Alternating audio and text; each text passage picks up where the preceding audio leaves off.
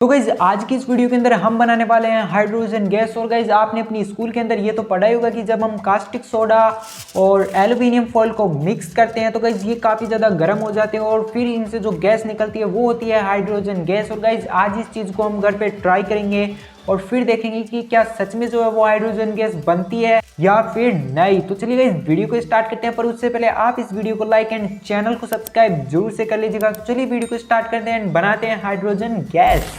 आप ऐसा कुछ भी अपने घर पे ट्राई करने की कोशिश मत कीजिएगा। और गाइज इसे हमें बनाने के लिए काफ़ी सिंपल सी चीज़ों की ज़रूरत पड़ेगी, जैसे कि एक कांच की बोतल और पानी एंड गाइज कास्टिक सोडा और एक एल्यूमिनियम फॉइल। तो चलिए गाइज अभी इसे बनाते हैं। और गाइज सबसे पहले हमें इस बोतल को ले लेना है और इसके अंदर डाल लेना है थोड़ा सा पानी।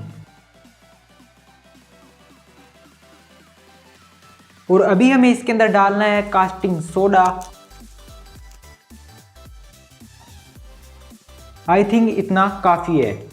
और अभी इसे अच्छे से हिला लेना है। और ये अभी से काफ़ी गर्म भी हो चुका है, काफ़ी ज़्यादा। और अभी हमें इसके अंदर डालनी है इस एल्यूमिनियम फॉइल को। और गाइज अभी इसके अंदर डालते हैं इस एल्यूमिनियम फॉइल को।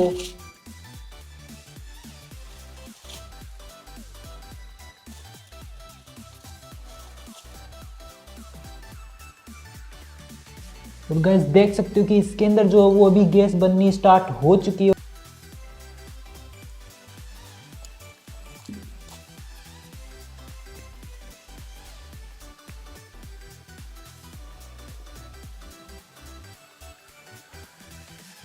और गाइस देख सकते हो कि इसके अंदर से यहाँ से गैस निकल रही है और कुछ इस तरीके से यहाँ से इसके अंदर अभी गैस बन रही है।